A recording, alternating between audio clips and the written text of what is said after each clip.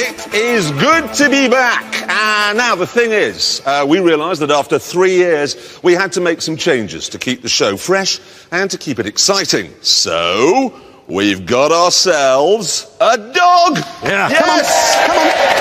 Come on. Here she is.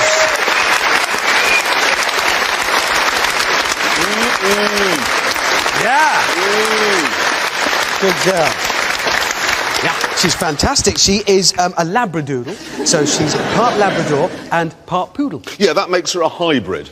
Yeah. We were going to call her Prius, but that would have been cruel, and she would have eaten a lot more than we were expecting. Yeah. So, you're not going to believe her real name, OK? This is a work of genius. Her name is Top Gear Dog. It's brilliant. It's brilliant. And she's in park. Yeah. She is in park most of the time. Yeah, she is. The thing is, we've got the dog, we've got the frankly brilliant name, few problems. Firstly, we don't actually know what to do with her, now we've got her. Secondly, as it turns out, she's completely terrified of cars. They make her ill, which is unfortunate. And thirdly, she's also not very fond of James May. No, she vomited on him this morning. She did. All over him. Yeah. Disgusting. She did that.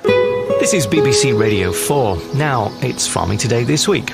Good morning. A new report leaked to the BBC. This is the 25-acre field where we'll be growing our first crop of Top Gear petrol. We had just 1 day to get it sown, and immediately there was a problem. Before we could start ploughing, this lot would have to be evicted. So how do you clear sheep? Call Fred Dibner. He's dead. Not Dibner, is it? It's Fred Drabble. You mean Phil Drabble? He's dead as well. So what shall we do? Could use dynamite. Eventually, the job was given to Hammond and Top Gear Dog, TG, roundabout, come on. TG, come on. who didn't seem to be in the mood. TG, come. TG, come here. This is just me doing it. This is stupid. TG, come. Meanwhile, James and I set about the complexities of the day. No, it's really very simple. Our rented field is 25 acres big. The field where we're currently filming One Dog and His Man. TG, just round one up. TG. And we're going to plant this. It's oilseed rape. And then when it's harvested, we should get 15 tonnes of rapeseed oil. Yeah, and then what we're going to do is rent, it's like a distilling machine, isn't it? Yep. Okay, and anyone can do that. And that will convert those 15 tonnes into 3,000 gallons of petrol.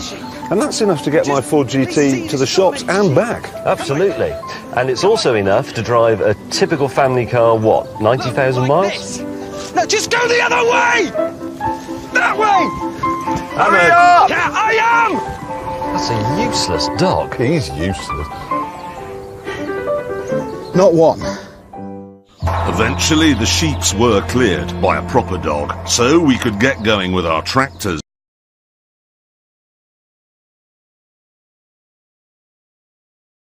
And now it is time for the news. Yes, it is! And the big news this week is that it's time once again for the Top Gear survey. You see, we test the cars for a week, and in that time we can work out how fast they are, how big the boot is, how comfortable they are, but we can't work out what they're like to live with every day, and that is where you come in. What are you doing? What?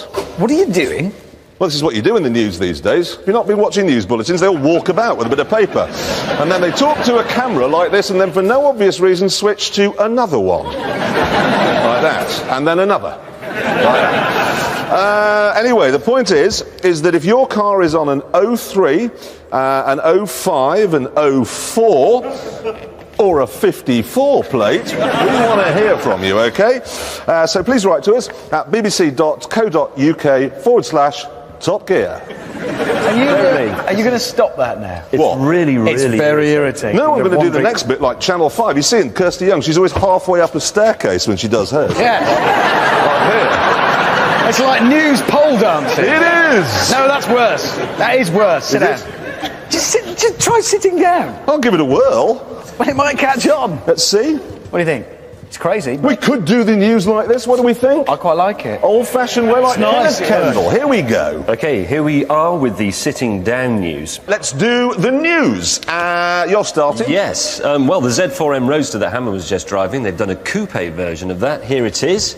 It has exactly the same engine. It does 155 miles per hour, 0 to 60 in 5 seconds. But the really good thing is it's about 1,700 quid cheaper than the soft top one. And you thought the soft top was hardcore. That hasn't got a single creature comfort in it. No, that is sort of quadruple X-rated, that thing, isn't it? It's hard as nails. And incredibly ugly.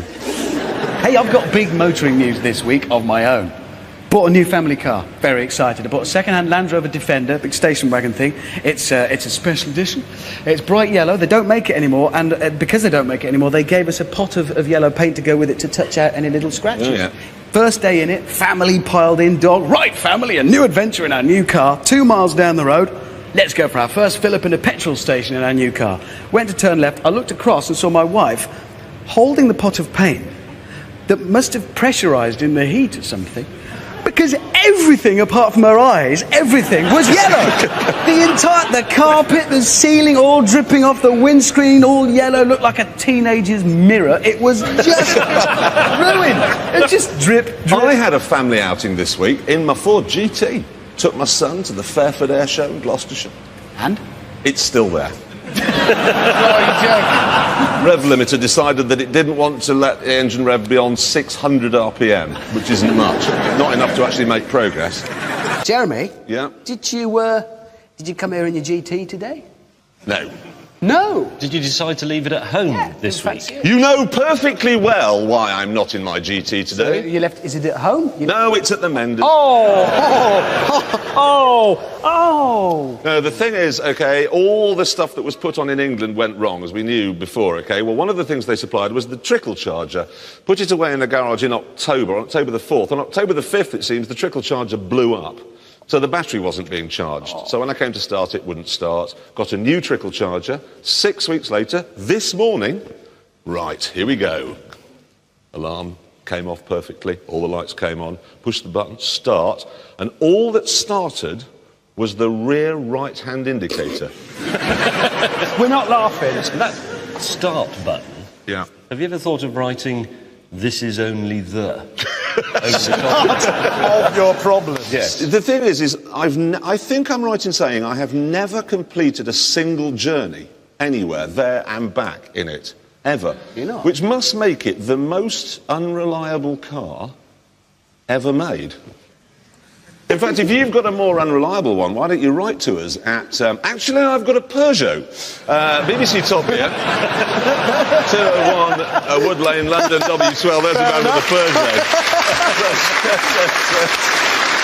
Subaru, who are arranging a series of track days for £250. You can go to the ProDrive test track and you can thrash around in an Impreza or one of those bigger ones whose name Legacy. Legacy, that's the one. There's only a few conditions. You have to be 18 years or over. You have to have had a full driving licence over a year. Oh, and you have to be between 5'2" and 6'7". So that's you two out. Excellent. That's tightest, that, frankly. I can't think of a better recommendation, actually. Than what? Us not being able to do it. Exactly. I'll be going. I'll see you there. Yeah. Anyway, now listen. If you're organising a hen night, OK, obviously the most important thing that you need to remember is something to vomit into. Yes. This is usually called a limo. Now, we heard the other day of a chap who's now renting out a new kind of limo. We've got a picture of it here. Yes, it's a tank. Ooh, crikey. That is a tank. It is a tank. He's put little windows in it for something for you to hold your breasts up to as you go around. Oh, Jeremy. Well, that's what happens. I've seen it. If you look inside, it's got loads of seats, all of which, there you go, all wiped down. This is quite expensive, I'll have to warn you.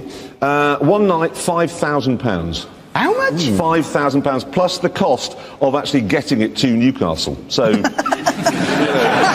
it is a pricey evening. It is. Now, look at this. There's a study out here. It says people with those speed camera detectors are 600% less likely to get a speeding ticket than the rest of us. In other news, it's been revealed that people with metal detectors are 600% less likely to tread on landmines. It's kind of stating the obvious, isn't it? No, I mean, I don't get this. I mean, how can you ever get caught if you have a speed detector? Because, I mean, I've got one in our XC90. When it beeps, I don't think, oh, is my microwave meal ready somewhere? If there's a beep, there's a camera. It's simple. No. The reason is I've worked it out, is that they don't know the location of those mobile ones that they put in vans or on sticks, you know, that they hide. Yeah. But then there's a way around that. Because you should always, you know, flash and do the thumbs down. Well, you say that. But did you read about that? It was a lorry driver, I think it was. Yes. That he was flashing people coming the other way because there was a speed camera. And they tried to prosecute him for doing that, for warning people about an upcoming... Well, that's just basically being prosecuted for being kind. For being a human being. But I really like that sense of camaraderie you get when you're on the road and people you don't know share that stuff about speed cameras with you. I was driving along a bit back and there was one hidden in the you know, farmers turning around place, which I couldn't see. And there was a bloke on a bike coming the other way, and he was so determined that I wouldn't get caught for speeding that he actually came onto my side of the road and rode towards me going like that. Was he determined, or, you know, you can be a bit dopey? Had he tried, like, everything else? I have to admit, I had no idea what he was on about. Exactly. Did you get a ticket? Yeah, it didn't really occur to me until the bloke was writing the ticket. I thought, Lexus, OK, launched a new hybrid. Got a photograph of it here. It's called the GS something or other, and it's got a V6 engine and an electric motor, OK? And they say it'll do 35.8 miles to the gallon. but it doesn't. No, it won't. Did you see Cameron Diaz last week when she said, my Toyota Prius does 52 miles to the gallon in the city? No, it doesn't. It just doesn't. No, absolutely not. In fact, when they said, Cameron, it does 52 miles to the gallon, they were acting. Yeah. In fact, if she can do 52 miles to the gallon in that car, I'll let her sleep with me. That's fair. And that's not the sound of Cameron Diaz reaching for a car key. Hey, listen. You know those dot matrix signs that you see on the M25? OK, the overhead gantries with messages saying congestion ahead, and there never is. No, there isn't. Do you know why? Well, because there's never been any correlation between a dot matrix display and the truth. That's true. In fact, I've got a mate with a microwave oven with a dot matrix on, and when you cook something in it, it goes ping, and then it says, enjoy your meal. In the Which is display. extremely unlikely if it's come out of the microwave. Exactly.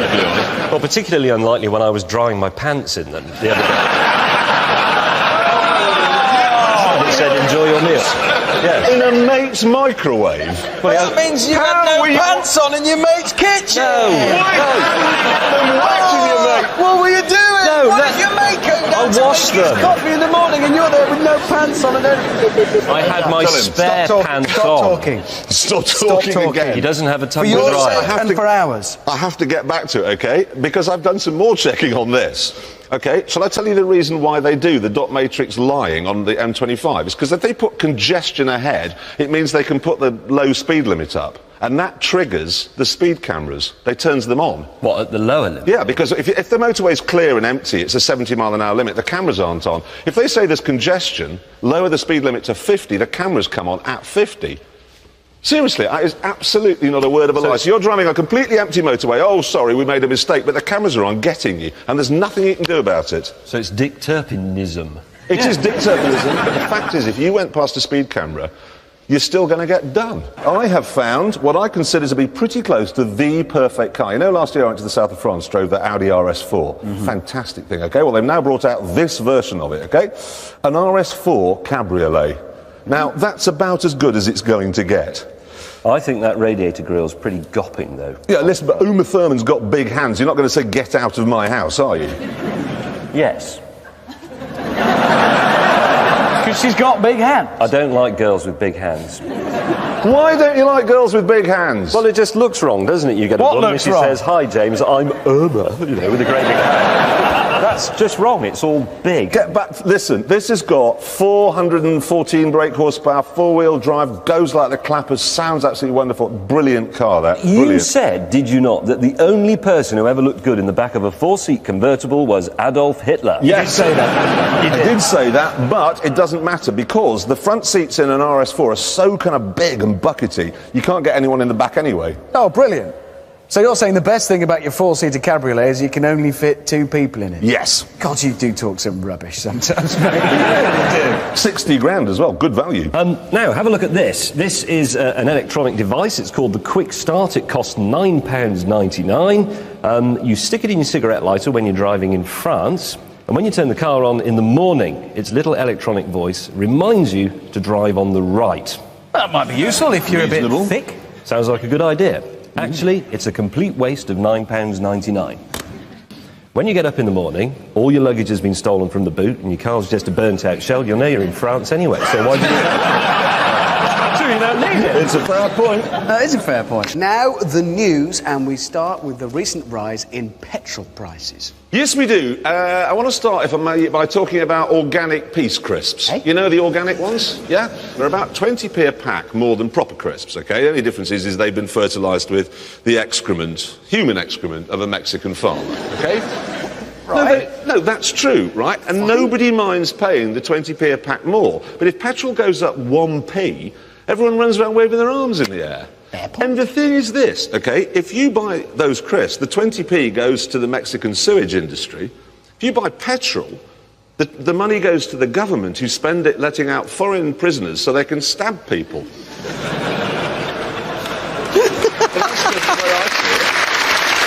Now, you know how dogs like to stick their head out the window and in the car? Yeah. Well, we've been sent these for Top Gear Dog in case we ever take her in a convertible car. Yeah. And so she doesn't get anything in her eyes. They're the latest thing. They're called doggles. You see, the dog puts them on and there you go. They're not doggles, they're normal goggles with the G crossed out and a D No, written in. no, they're goggles. They're not, because they've got a special bit there, you see. So you can put them on and then she hooks that bit around her collar, then she can take it off, and then whenever she wants to, she can just put them on like that and... How's she going to put them back on again? Well, they'll have to invent new dog thumbs that they strap onto their paws, and then they can... Let's see what she looks like. Come on, let's just put them on, see if put they these on. fit. Don't know how these... Oh, yeah.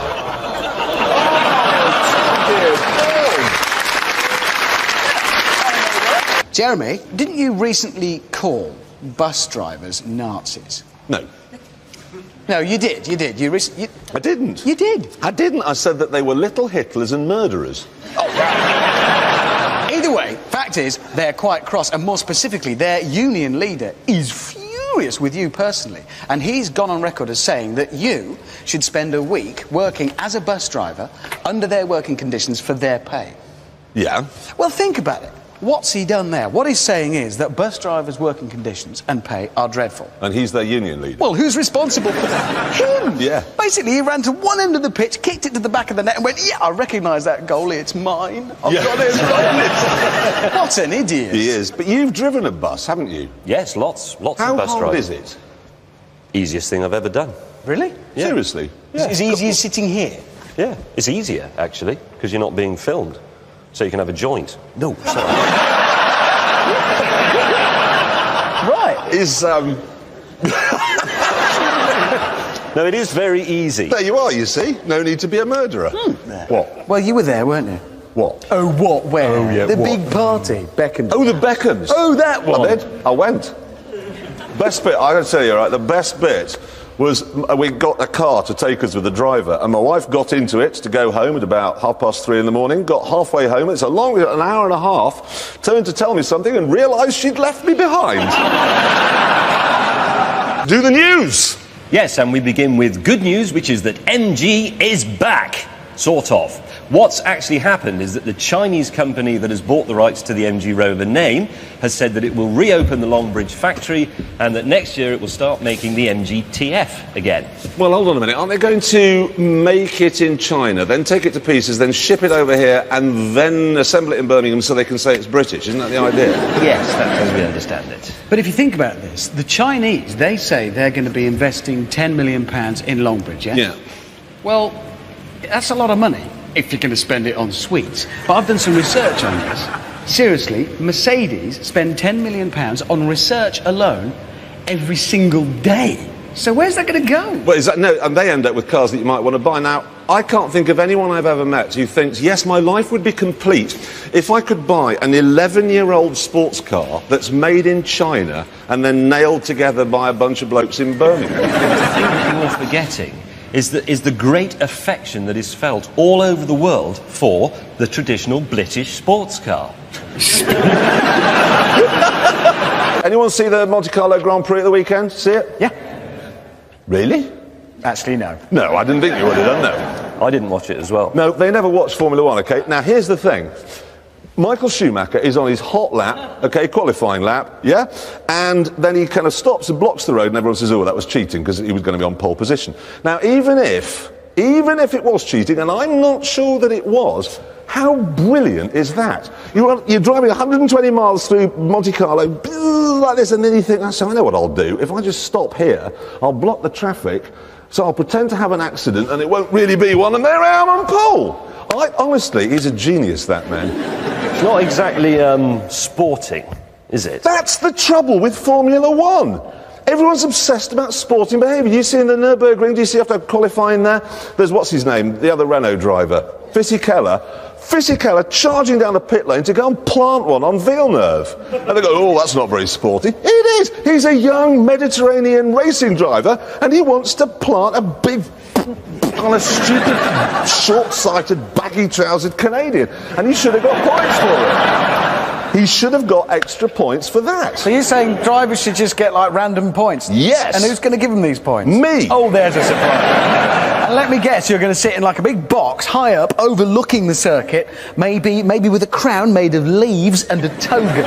And then at the end, you can decide whether they win or they lose. Like, really bad. I like the leaves. I thought you might. Thought of the leaves. Only that. I would have given Schumacher 100 for being Dick Dastardly. There we are. Right, can we move on? Only at your age, I'm worried about I've got the another stress. idea. You know people in Sheffield nightclubs that are always egging their mates on to have a fight? Well, yes. Every one of the pit garages should have one of those. Hey, you'll see that Alonso. He was looking at your pit board. He spilt your practice lap. What are you going to do? You can't do nothing.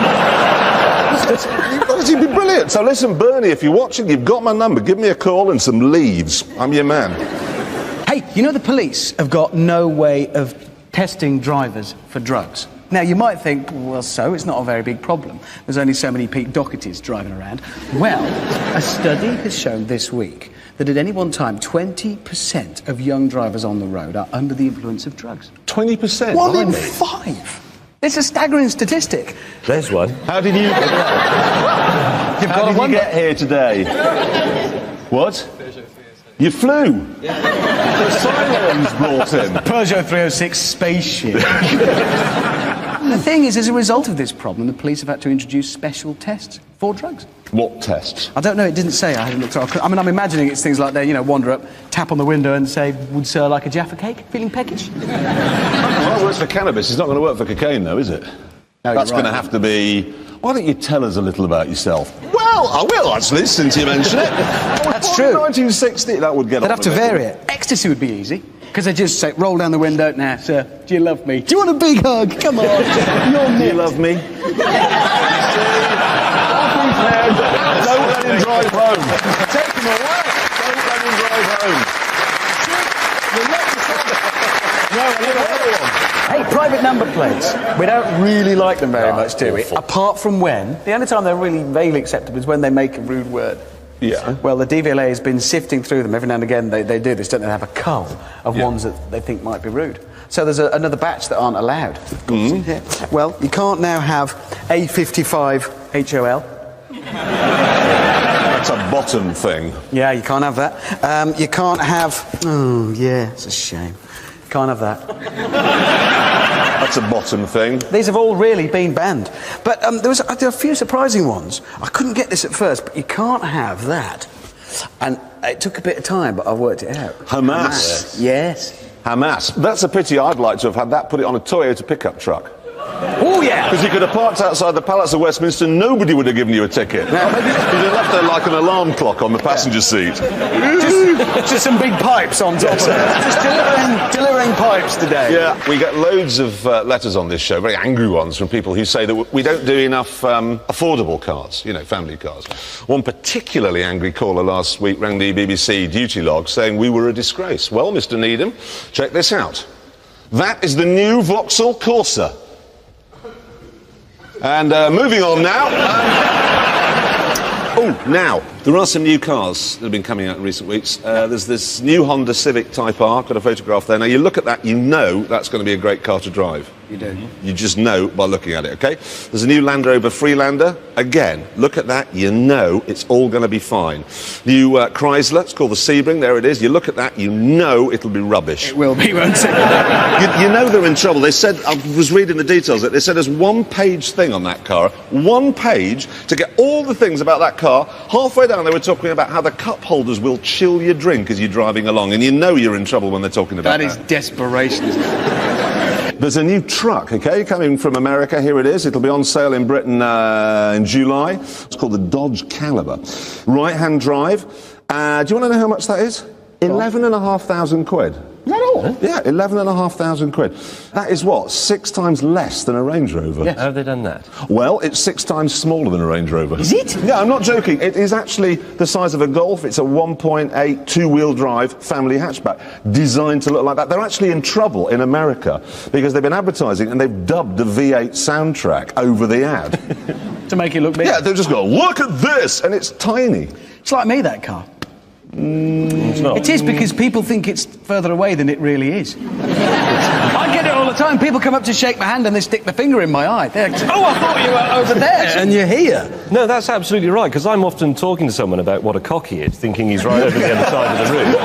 And I'm here. And then actually he turns out to be standing right next to me. The things I hear like that. That is the world's most pointless car. Good, well, we sorted that. The end. On now to one of the coolest cars of the year. What? It is a Ford People Carrier. There it is, look at that. Now, you know last week, Richard, you banged your head while you were driving my Mercedes Cottage.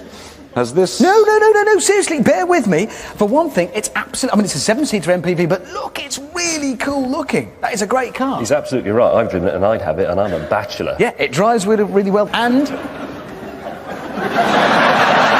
But what I mean is, I like it as a car. I don't have to think, yes, the seats swivel, I can get a lot of brightly coloured mother cow rubbish. No, you can just have your little brush for cleaning your air vents in there, James. James May on parenting, brightly coloured mother Me and my brush. Anyway, thing is, you can get that 2.5-litre 5-cylinder engine from the Fast Focus ST, so it sounds brilliant, it's fast, it handles well. It's a cool car. It's good. What you're saying then is, if your condom bursts, it's not a problem anymore. There you go. Oh, God. Now, listen, you know eBay, OK?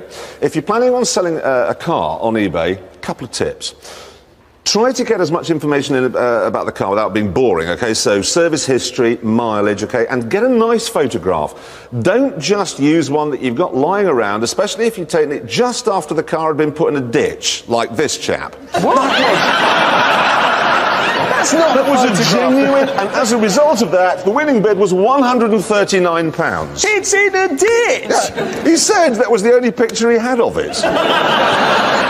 Hey, now, talking of getting in touch, we had a number of people after last week's show got in touch to complain. They did. We had, well, I said something about a Muslim, OK? 2 complaints. You remember Jesus came last week? I talked to him. 3 complaints. We were slightly rude about caravans. Yeah, we sort of set one on fire a bit. 150 complaints. Seriously. 150, and lots of people are now demanding an apology. They are. So, we really are sorry, and we promise that we will, all 3 of us, never ever go caravanning again. No. I'm sorry we didn't burn more caravans. You're right, so am I. Yeah, that's true. Oh, now, there was a great one in the papers this week. I haven't seen it. I cut it out, all right? I brought it along. That's a wristband, OK, which you wear, and it stops you falling asleep at the wheel. How? Well, if you don't move your wrist for 15 seconds, it buzzes. So you've got to keep your wrist.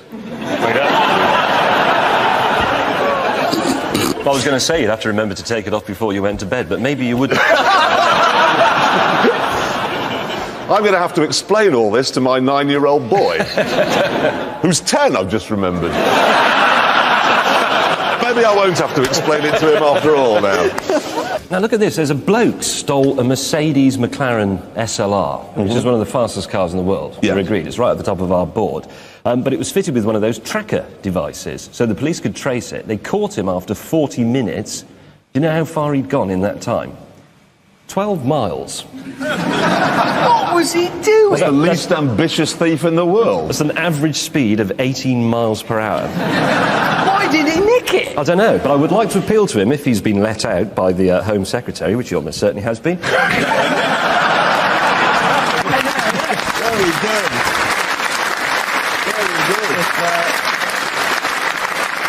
If you'd like to steal a motor vehicle and travel around the place at 80 miles an hour, could you please nick my Honda 90? Thanks. Hey, listen, my mother, OK? You know I said in the last series I'd buy her a Honda Civic? You did? She's had a test drive in one, and she doesn't like it. Why not? Because she says the gearbox is wrong. What, you mean it's not very well spoken? No, she says that every time it changes gear, you go through the windscreen. And do you know what, James? You reviewed this car a couple of weeks ago. I'm surprised you never mentioned that drawback to it. Quite a big one, that. Well, I didn't really think anybody would be very interested in that. What, that you go through the windscreen every time it changes gear? Yeah, I mean, that's a bit sort of consumer-oriented. Anyway, I am now left with a big problem, which is what on earth to buy her? Have you seen this? The Noble M15, maybe. I don't know, it could be. Yeah, tell me more. £75,000. 3-litre twin-turbo V6 engine, 185 miles an hour. British built, of course. 0 to 60 in under 4 seconds in that. She'd go through the back window if you put it... Possibly, yes. Tempting, I must say. Maybe that's the answer. Ordinarily, I would not plug any show that these two are appearing in, OK? But James has recently signed up to host a programme on Sky 32, OK, called When Sharks Attack, OK? Yeah. Now, this is worth watching because I've managed to procure a still from the production of James, and here it is. This is a show you cannot miss. Is that legal in this country? Well, be honest. It's the Barbie doll thing. Here you go, the Ken and Barbie crotch. There's nothing happening. No, I don't know why you're laughing. Oh, hang on, I haven't done anything silly lately. There was a picture in the paper last week, which I've got on your Grail programme. The publicity shot, here it is. How small was that horse? Hamleys, have you got a My Little Pony? I looked at it and I thought, that's what horses look like when I get on them, so God knows what that was. Anyway, listen, that is the end of the news.